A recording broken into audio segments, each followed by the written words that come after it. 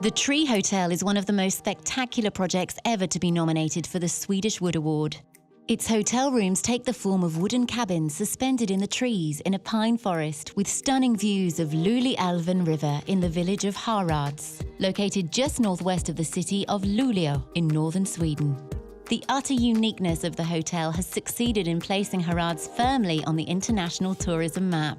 In addition to its unique concept and design, the project also has a strong ecological profile and has opened up a debate about key issues in the relationship between humans and nature. Although the forest where the TreeHotel is located was ready for harvesting, the landowner decided to collaborate with the TreeHotel instead, offering an example of diversification for forest owners. Each of the wooden tree houses has its own individual design.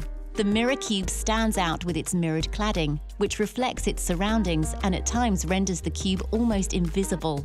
The interior is dominated by pine plywood.